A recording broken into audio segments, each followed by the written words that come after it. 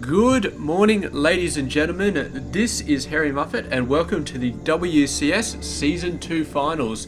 Now, this is going to be the second quarter final of this series. We've already seen first Beat Alive, and that was actually quite an epic series of games. They went for the full best of 5 right down to the ace match, but first, finally, coming out on top there.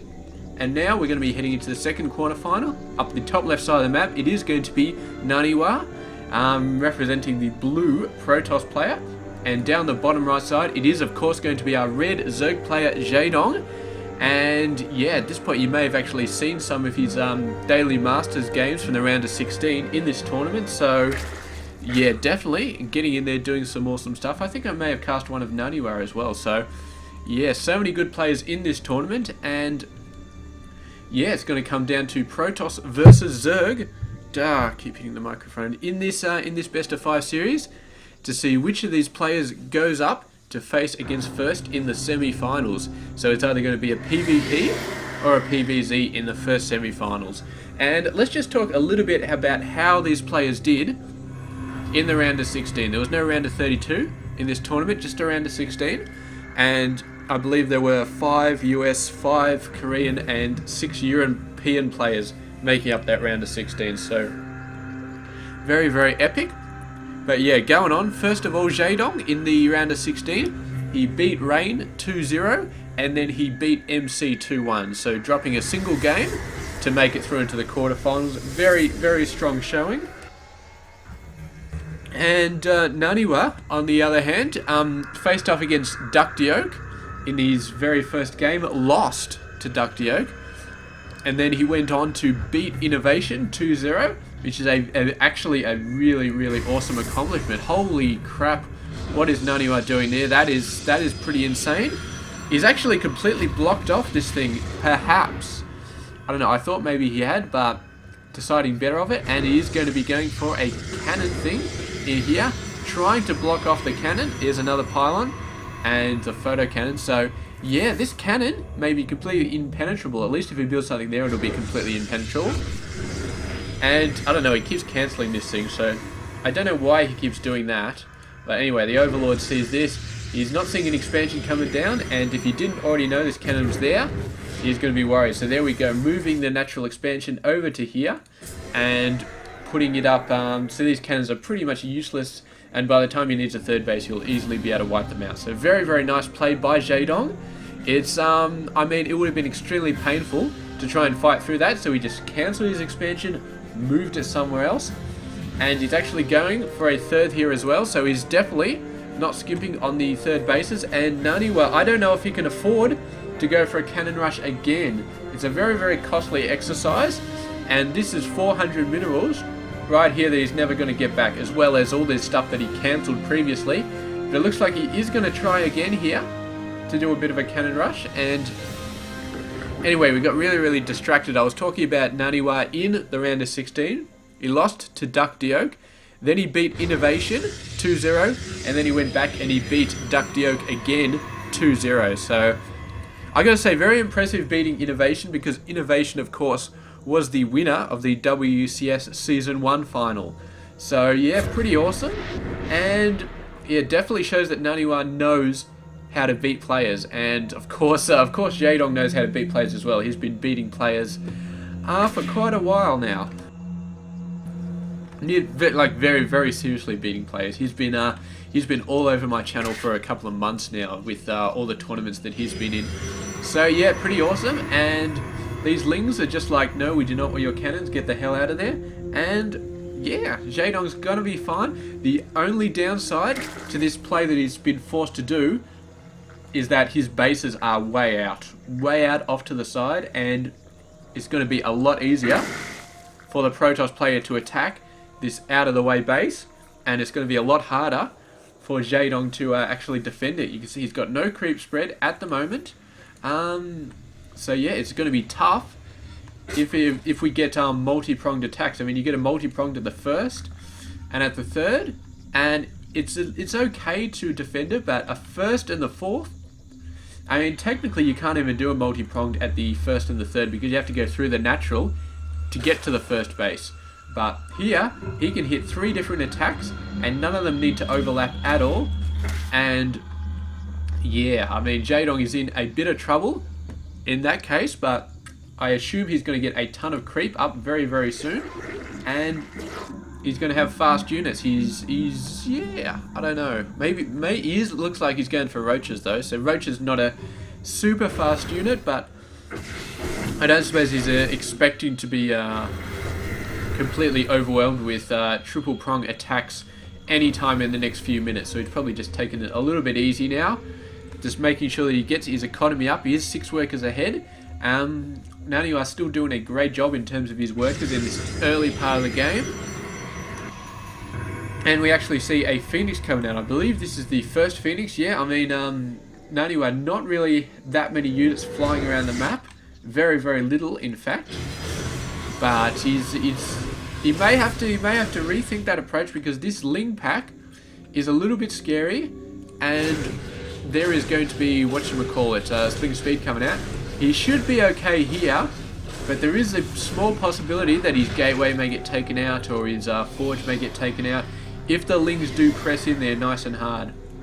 But I think right now he's just focusing on roaches, and maybe around the 10-minute mark, when he's got about 10 roaches or so, he's actually got like 10 roaches already. He's going to be finishing this off first, nice and quickly. There we go, good job there. And he's actually warping in some zealots here. So this is going to be interesting. He's going to take quite a lot more damage here than he would have been expecting. But I don't know if that was really worth the 300 minerals to really hit those roaches. I really can't say if it was. This queen's a little bit in trouble. We will need to lift it off again to kill it off. But yeah, that should be definitely possible. And the queen going down. The spores coming out now, but just not in time to fend off that queen.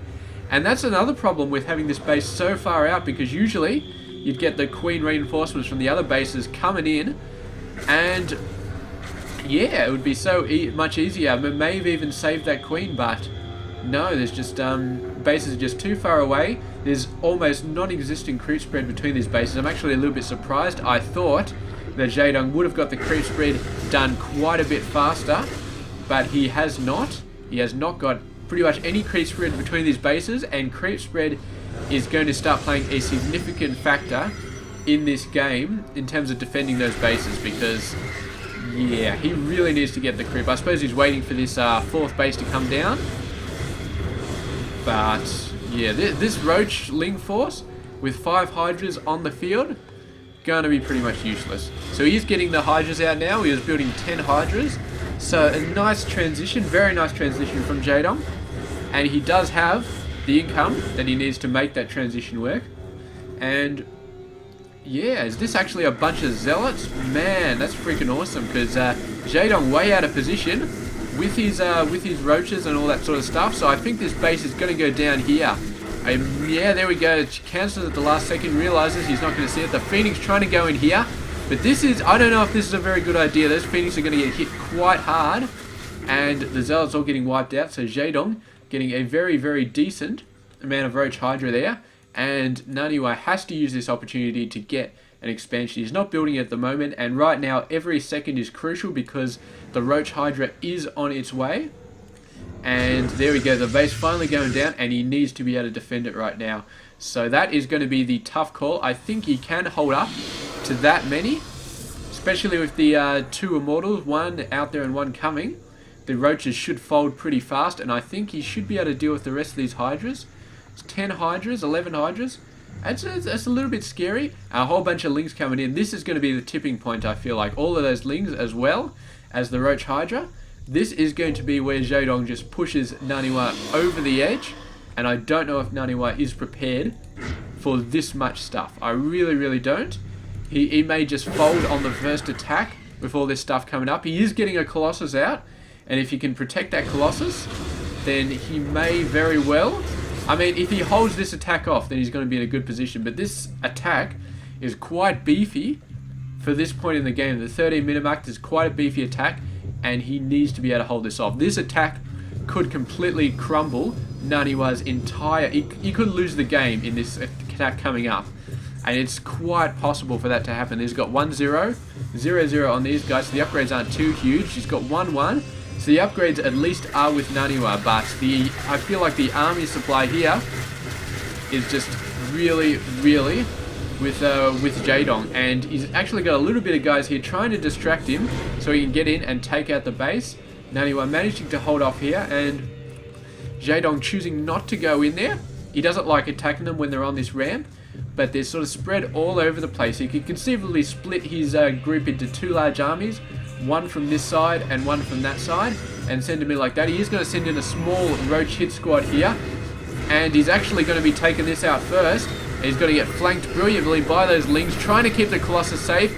Got some beautiful force fields down. This is exactly what he needs to do.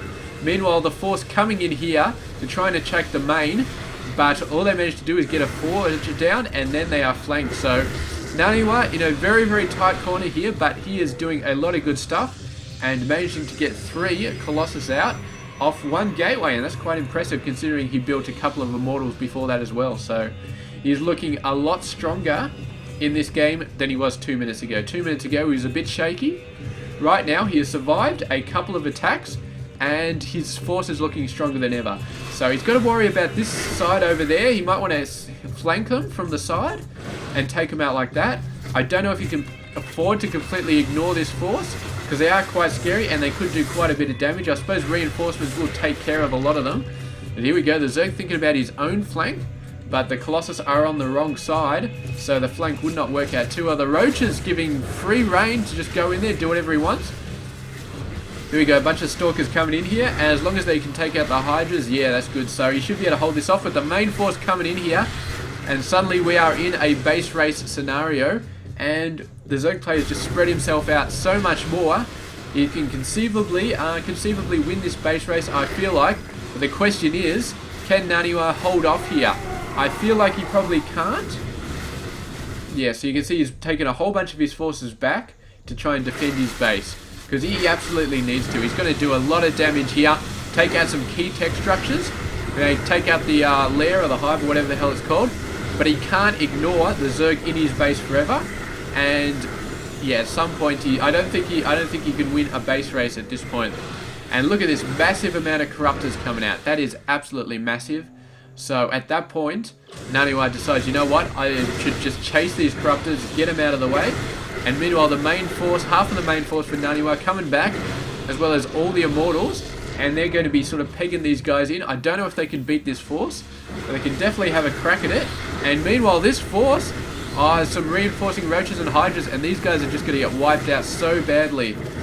So the splitting up of his force, I mean, I don't know, it's just bad, absolutely bad, and these guys are not going to be able to do anything at all. And yeah, I mean, Jaedong lost a lot of tech there, a lot of tech, but he's still got his Roach Hydra. He can't build any more air units, but I feel like he doesn't need any more air units anymore anyway, because all the Colossus are dead. So yeah, for now, NaNiwa has lost the battle on both fronts, and I feel like it is just a matter of time before we see the GG. So yeah, really, really, really nice by Jaedong. It's always really hard as a Protoss player, as any player really, to attack your opponent's base when your opponent is faster than you, when he has faster units. Protoss, fairly slow to move across the map. Zerg, quite a bit faster, even without creep. So, and there's so many avenues. So if he moves down here to attack the main, the Zerg just slips a large force in here, and suddenly you need to hold it off. And, I mean, NaNiwa was doing that to the first 6 or 7 units coming in here, but when Jaedong moved the rest of his force in, the main complement, I think NaNiwa was hoping that the main complement would try and defend their own base, but they slipped all the way in here, and after a couple of minutes it was clear that the main force of Jaedong was just going to be able to shred everything a lot faster than the main force of NaNiwa, and NaNiwa just had no choice but to try and get back. He sent half of his forces back to defend. It just was not enough, and he left his the other half over here. Just yeah, he had no idea how many corruptors were out there, because if there were no corruptors, his Colossus force might have been okay holding off here against this small amount of Roach Hydra reinforcements. May have been. I mean, with 3 or 4 Colossus, it's definitely possible. But Yeah, the Corruptor's coming in, and he just had no chance. So, congratulations to Jaedong.